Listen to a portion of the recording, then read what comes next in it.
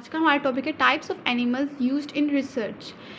अभी first of all मैंने आपको 4 नेम्स बताया। अभी हमें डिस्कशन करनी है टॉपिक की आगे, लेकिन इसमें हम बता रहे हैं कि 4 जून से इस टॉपिक में हम डिस्कस करेंगे जो रिसर्च में यूज़ होते हैं एनिमल्स स्टडी करने के लिए, टॉक्सिक इफेक्ट के लिए। जो हमने कोई बनाया प्रोडक्ट लेबॉर्ट्री में, लेकिन हमने उसका इफेक्ट हम डायरेक्टली उस प्रोडक्ट को बनाए हुए को हम ह्यूमन बींग पे तो अप्लाई नहीं कर सकते ना। पहले हम किसी दूसरे, क्योंकि ह्यूमन बींग प्रीशियस है, उनको नहीं हम इस तरह ज़ाया कर सकते, इसलिए हम किसी दूसरे एनिमल पे जैसे mice, zebrafish, rats and dogs. Mostly हम माइस यूज़ करते हैं क्योंकि ये ज़्यादा कन्वीनियंट है, और ज़ेब्राफिश, रैट्स एंड डॉग्स भी हम यूज़ करते हैं। अब आगे इनके जो फीचर्स हैं, इनको यूज़ करने की वजह क्या है, वो आगे हम डिस्कस करेंगे कि द माइस और ह्यूमंस के दरमियान जो डिफरेंस है इनके स्ट्रक्चर में, इनके सब ऑल थिंग्स बॉडी में, वो हमें वाज़े तौर पे पता है कि बहुत चेंज है, लेकिन फिर भी इनकी जेनेटिक एंड फिजियोलॉजिकल सिमिलरिटीज़ है इनके दरमियान बिटवीन द टू।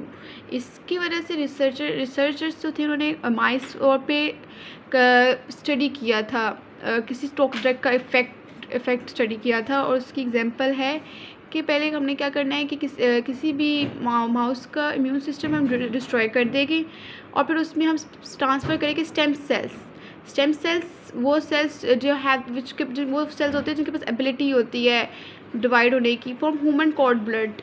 और 8 से 12 हफ्तों के दरमियान 8 to 12 वीक्स में उस इम्यून सिस्टम इसका रिप्लेस हो जाएगा, और उसके पास कौन से ब्लड सेल्स हो गए, ग्रेनुलोसाइट्स, लिम्फोसाइट, मेलोसाइट्स।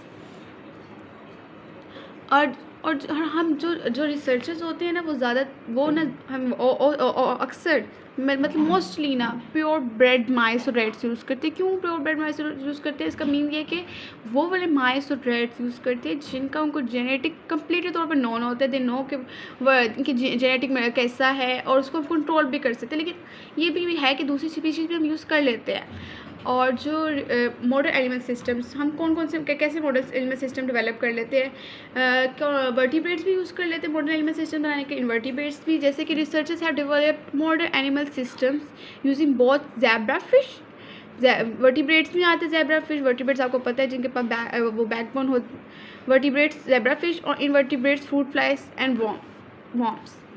ज़ेब्राफिश की हम फीचर्स पढ़ेंगे कि ज़ेब्राफिश को हम क्यों यूज़ करते हैं, किन रीजंस की वजह से यूज़ करते हैं। फर्स्ट रीज़न है कि ज़ेब्राफिश आर स्मॉल, मतलब they are only 3 centimetre in long, like the length of a paper clip. और इसकी वजह से making it possible to house large animals in small spaces, जिसकी वजह से इनकी स्मॉल लेंथ की वजह से ये पॉसिबल हो गया कि हम ज़्यादा स्पीशीज़ इनकी किसी छोटी सी जगह पे हम मतलब कि उसको एक्सपेरिमेंट कर सकते हैं काफ़ी ज़्यादा पे डिफरेंट इस एक थोड़ी सी जगह पे।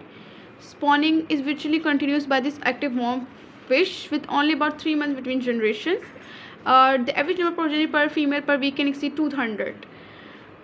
Zebrafish egg can complete embryogenesis. Embryogenesis means early organ development in 120 hours के दरमियान उसकी embryogenesis complete हो जाती है। लेकिन the gut, liver and kidneys are developed in first 48 to 72 hours के दरमियान, लेकिन gut, liver और kidney develop हो सकते हैं। अब इनकी फास्ट ग्रो है because fish grow so rapidly, इतनी तेज़ी से ये ग्रो कर रहे थे, जिसकी वजह से साइंटिस्ट इतना टेस्ट कर सकते हैं टॉक्सिसिटी और adverse effects of any drug in what 5 days.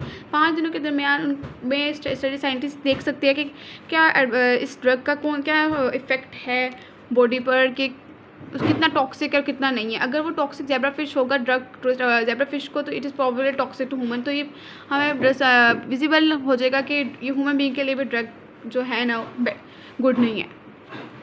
और ट्रांसपेरेंट ज़ेब्राफिश, इसकी ये कि ट्रांसपेरेंट होता है, जिसकी वजह से आइडियल है, सबसे बेस्ट है for studies of development genetic research. The rapid growth of essentially visible embryo inside the zebrafish egg can be seen, which makes studies efficient. अब ये देखिए विजिबल होता है, जिसकी वजह से हम उसकी जो तेज़ी से बढ़ती हुई ग्रो होती है एम्ब्रियो की zebrafish egg के अंदर हम देख सकते हैं, जो कि हम फिर देख सकते हैं कि क्या इफेक्ट हो रहा है, और इजीलिए फ़ौरन से हमें पता चल जाता है कि क्या इफेक्ट हुआ है। और जो एग्स होती है, इसमें जो हम जो एग बनाते हैं अपनी मर्जी मॉडिफाइड करके, उसको ये नहीं होता कि हम वो प्रोडक्ट बनाने के लिए दूसरे मदर डोनर पे हम टोटली एग इंसर्ट कर लेंगे, ओनली ये अपना जीन भी दे देता है, जिसकी वजह से हम डोनर मदर जीन भी अपना ट्रांसफ़र कर लेते हैं ईजीली।